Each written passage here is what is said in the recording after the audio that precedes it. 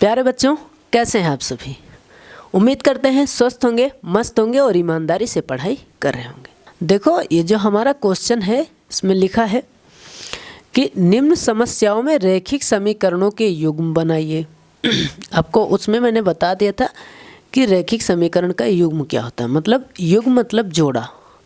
जो रैखिक समीकरण बनाना है, रैखिक क्या होता है? जिस पर कोई घात ना हो। तो ऐसा समीकरण बनाना है जिस पर घात ना हो, यानी वो रैखिक हो। और ऐसे कितने बनाने हैं? तो 2 समीकरण बनाना है, युग्म बनाना है। युग्म मतलब जोड़ा बनाना है। और आपको क्या करना है? उनको ग्राफीय विधि से हल ज्ञात करना है। क्या करना है? एक ग्राफ बनाना है और उस ग्राफ पे ही इसका आंसर लाना है इस सवाल का। देखो, इसमें कहा गया कि कक्षा 10 के 10 विद्यार्थियों ने, सिंपल सी बात है कि एक क्लास जो है, आपका क्लास है कितना? क्लास 10 है। उस क्लास में कितने विद्यार्थी हैं? तो 10 विद्यार्थी हैं। टोटल कितने विद्यार्थी हैं? 10 विद्यार्थी। विद्यार्थी मीन्स आपके दिमाग में सिर्फ एक ही चीज़ आ रहा होगा, लड़का। ये बात गलत है। विद्यार्थी मतलब होता है विद्या, जो विद्या अर्थ, जिसको विद्या से कोई मतलब हो। तो विद्या से मतलब सिर्फ लड़कों को नहीं होता है, बल्कि लड़कियों को भी होता है। तो विद्यार्थी मीन्स लड़का नहीं, जबकि लड़का लड़की दोनों को हम कहते हैं विद्यार्थी, यानी स्टूडेंट। तो एक क्लास में कक्षा 10 में टोटल कितने विद्यार्थी हैं? 10 विद्यार्थी हैं, यानी लड़का लड़की मिला के कितने हैं? 10 हैं। मतलब उन सब ने क्या किया? एक गणित की पहेली प्रतियोगिता में भाग लिया। गणित की एक पहेली वाली प्रतियोगिता हो रही थी जिसमें इन सभी 10 लोगों ने भाग लिया। उसमें से क्या हुआ कि लड़कियों की जो संख्या है वो लड़कों की संख्या से कितनी ज़्यादा है? 4 ज़्यादा है। यानी कि जो लड़के हैं उतने लड़कों से लड़कियां कितनी ज़्यादा हैं? 4 ज़्यादा है। बात को समझना, टोटल लड़के और लड़की मिला के 10 हैं, लेकिन जितने लड़के हैं उनसे लड़कियों की संख्या 4 ज़्यादा है। तो प्रतियोगिता में भाग लिए लड़कों और लड़कियों की संख्या ज्ञात कीजिए। अब तुम्हें ये बताना है कि इस प्रतियोगिता में भाग लिए थे जो, उसमें कितने लड़के थे और कितनी लड़कियां थी। इस पूरे सवाल में आपको कहीं नहीं बताया गया कि इतने लड़के हैं और इतनी लड़कियां हैं। अब जब कुछ नहीं बताया गया तो हम क्या करेंगे? हम लिखेंगे कि मान लेंगे कि माना लड़कों की संख्या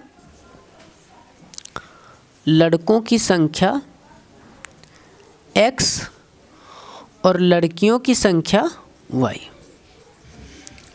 लड़कियों यहाँ लिख देंगे तथा लड़कियों की संख्या क्या है? y। ठीक है, बात यहाँ पर क्लियर है। लड़के क्या हैं? x हैं, टोटल x लड़के हैं, लड़कियां हैं टोटल y। अभी तक कोई दिक्कत वाली बात नहीं है। इसमें कहा गया जो लड़के हैं यानी जो बॉय हैं और जो लड़कियां हैं यानी जो गर्ल हैं, इन दोनों को मिला के टोटल कितने विद्यार्थी हैं? 10 हैं। बात ख़त्म। बहुत सिंपल सी बात मैंने बताई कि लड़के और लड़कियां मिला के टोटल कितने हैं? 10 हैं। टोटल 10 ही विद्यार्थी हैं। अच्छा, लड़के क्या हैं यानी बॉयज़ क्या हैं? तो लड़के हैं आपके पास x, तो हम लिख देंगे x। लड़कियां क्या हैं? तो लड़कियां हैं y, तो यहाँ पर हम क्या लिख देंगे? y। तो ये हो गया हमारा समीकरण 1। और हमें कितने समीकरण बनाने हैं? तो हमें समीकरण टोटल 2 बनाने हैं, तभी तो युग्म होगा। फिर देखिए, यदि लड़कियों की संख्या, यानी ये कह रहा है यदि गर्ल, लड़कियों की संख्या लड़कों की संख्या से, यानी कि जो बॉय हैं इनकी संख्या से कितनी ज़्यादा है? 4 ज़्यादा है। सिंपल सी बात मैंने बताई कि जो लड़कियां हैं वो लड़कों से 4 ज़्यादा है।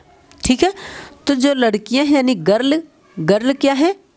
y हैं, तो यहाँ पर हम क्या लिख देंगे? y लिख देंगे। बॉय क्या है? लड़के कितना है? x है। लो, आपका समीकरण 2 भी बनकर तैयार हो गया। इसको हम ऐसा भी कर सकते हैं या करके थोड़ा सही रूप में, तो लिखेंगे y माइनस x। इस x को इस पार लेंगे, देखो y था, x उस पार प्लस में, इस पार आएगा तो माइनस, बराबर में बचेगा 4। अब इसको कर देते हैं समीकरण 2। ठीक है, इतनी बात क्लियर है, कोई दिक्कत वाली बात नहीं है। हमारे पास कितने युग्म हो गए? 2 समीकरण युग्म हो गए। मैं क्या करता हूँ, सिंपल सी बात है, इसने कहा है लड़कों और लड़कियों की संख्या ज्ञात कीजिए, तो हम ज्ञात कर लेंगे। हमने लड़कों की संख्या x और लड़कियों की y माना था। x का जो मान आएगा तो हो जाएगा इतने लड़के हैं, और जो y का मान आएगा यानी उतनी लड़कियां हैं। इसको मैं इरेज करता हूं और आपको यहाँ से इन दोनों समीकरण जो आप यहाँ तक नोट करिए, और इन दोनों समीकरण को मैं सॉल्व करता हूँ, वहाँ से आपको बताता हूँ कि यहाँ से क्या होने वाला है। तो मैंने अब क्या किया है, समीकरण 1 और समीकरण 2 को यहाँ पर लिख लिया है। वहाँ तक आपने लिख लिया होगा और आपको समझ में आ गया होगा। देखिए ग्राफीय विधि जब हम लगाते हैं तो हम एक एक समीकरण को उठाते हैं और कम से कम 2, लगभग 3 या तो 2 हम इसको सॉल्व करते हैं। 2 बार या 3 बार सॉल्व कर लेते हैं। तो हम लिखेंगे समीकरण 1 से, हम समीकरण 1 को उठा लेंगे। देखो समीकरण 1 क्या है, x प्लस वाई बराबर 10। एक एक को सॉल्व करते जाएंगे, ठीक है। y को हम उस पार भेज देंगे तो x बराबर क्या हो जाएगा, 10 माइनस वाई हो जाएगा, है ना। प्लस में है, उस पार जाएगा तो माइनस में हो जाएगा। अब क्या करेंगे, y बराबर कुछ मान लेंगे कि माना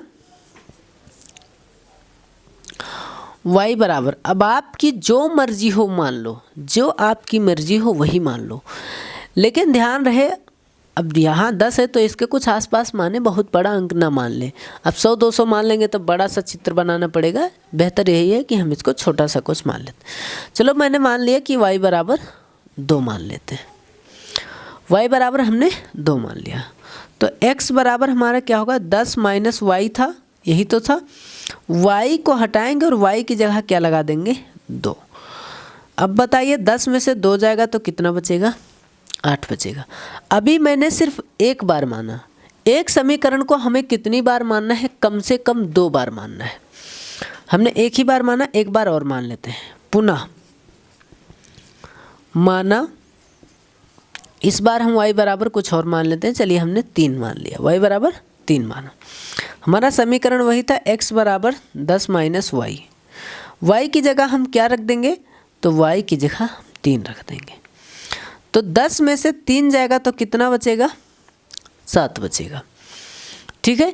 अब जो हमारा समीकरण 1 का जो आलेख बनेगा, छोटा सा प्यारा सा नन्हा सा, वो ऐसा बनेगा। आलेख हमारा क्या था, x प्लस वाई बराबर 10। इसका आलेख ऐसे बनेगा। बहुत ही सिंपल है, लाइन टू लाइन समझते जाइए, कोई मेहनत नहीं करनी है इसमें। देखो x और y, सबसे पहले जब आपने y बराबर 2 माना, यहाँ पर y जब 2 माना तो x कितना आया, 8 आया, x आया 8। सिंपल है। जब हमने y 3 माना तो x आया 7, x कितना आया, 7 आया। एक ये हो गया। इसी प्रकार दूसरा वाला आलेख उठाएंगे, इसी प्रकार दूसरा वाला हम समीकरण उठाएंगे। y माइनस एक्स बराबर 4, x को उसी पार भेज देते हैं तो y बराबर 4 प्लस एक्स। मान लेंगे ये माइनस में उस पार जाएगा प्लस में, तो माना x बराबर, चलो 2 मान लिया, कुछ भी मान सकते हैं, इसके आसपास माने, ज़्यादा बड़ा नहीं मानेंगे, ठीक है। तो y बराबर क्या हो जाएगा, 4 प्लस एक्स था हमारा, और x की जगह हम क्या रख देंगे, 2 रख देंगे, ठीक है। जो मानेंगे वही रख देंगे। तो 4 और 2 कितना हो जाएगा, 6। पुनः एक बार फिर से मान लेंगे कि माना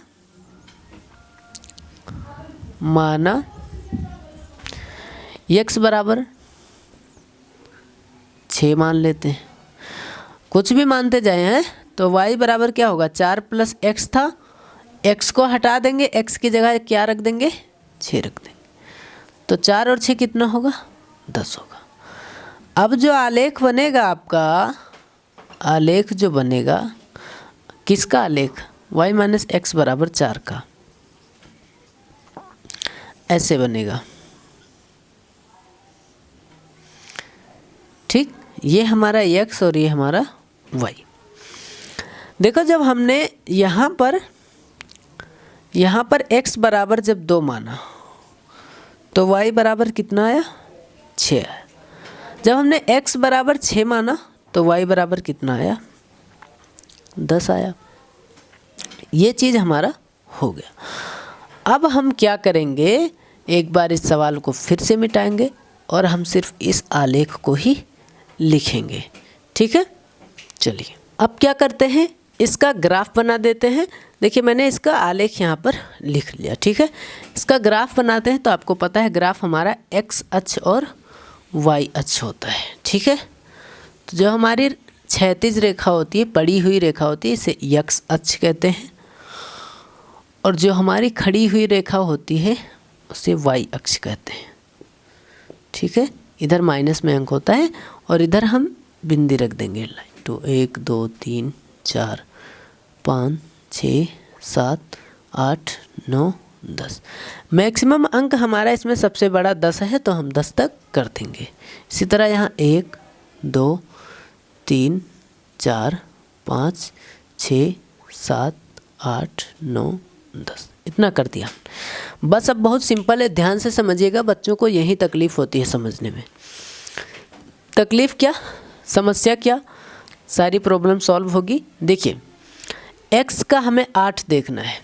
गिनती लिख देते हैं, 1 2 3 4 5 6 7 8 9 10। 1 2 3 4 5 6 7 8 9 10। इधर माइनस में होती है, अगर होती तो लिखते, नहीं तो कोई बात नहीं, हमारा 0 पॉइंट होता है। यक्स की लाइन पे 8 देखना है, तो यक्स की लाइन पे 8 यहाँ है। वाई की लाइन पे 2 देखना है, तो वाई की लाइन पे 2 यहाँ है। इनको अगर हम ऐसे ऐसे चलाएं और इनको अगर हम चलाएं तो ये चल के आएंगे और यहाँ पे क्या करेंगे, टकरा जाएंगे, यहाँ पर टकरा जाएंगे। जहाँ पर टकराएंगे उस बिंदु का नाम है 8 और 2। क्या नाम है, 8 और 2। कोई दिक्कत वाली बात नहीं है। हमने 8 लिया और 2 लिया और दोनों को यहाँ पर चलाया तो यहाँ टकराया, इसका नाम पड़ा 8 2। यक्स का 7 और वाई का 3 लेंगे, तो यक्स की लाइन पे 7 यहाँ है और वाई की लाइन पे 3 यहाँ है। आप कोई बिंदी बिंदी रखने की ज़रूरत नहीं, मैं ऐसे बता रहा हूँ ताकि आपको समझने में कोई समस्या ना हो। ठीक है, यहाँ पे तो ये जाके यहाँ पर टकराए, इनका नाम क्या पड़ेगा, 7 और 2, 7 और 3। पहले हम पॉइंट उसी को लिखते हैं जो यक्स अक्ष वाला होता है, यानी हम पहले 7 को फिर वाई अक्ष को। ये जो हमारी 2 लाइनें हैं इनको हम क्या करेंगे, मिला देते हैं। क्या करते हैं, मिला देते हैं। अब मिलाने के बाद ये जहाँ भी जा सकती हैं इनको ले जाओ ऐसे। ठीक है, जितना जा सकते हैं जाने दो, कोई दिक्कत वाली बात नहीं है। दूसरे पे चलते हैं। इस लाइन पर हम चाहे तो लिख सकते हैं ये समीकरण x + y = 10, x + y = 10।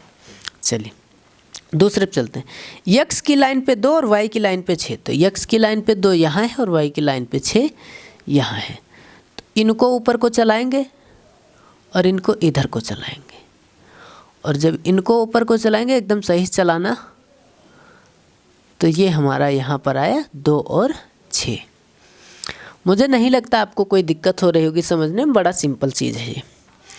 ठीक है, अब देखिए यक्स की लाइन पे 6 और वाई की लाइन पे 10, तो यक्स की लाइन पे 6 यहाँ है, इसको ऊपर ऊपर चलाएंगे ऐसे ऐसे, और वाई की लाइन पे 10 यहाँ है, तो इसको इधर को लेके जाएंगे और ये यहाँ पर टकराया, इसका नाम पड़ेगा 6 और 10। अब इन दोनों बिंदुओं को हम मिला देंगे, जहाँ जाए वहाँ जाने दो। ठीक है, इस पर इसका समीकरण लिख देते हैं, y - x = 4। कहीं भी लिख दो, कोई दिक्कत वाली बात। जहाँ पर ये दोनों रेखा आपस में काटी, जिस पॉइंट पर ये दोनों आपस में काटे, तो यहाँ पर काटे, इन दोनों आपस में कहाँ टकराई, यहाँ टकराई।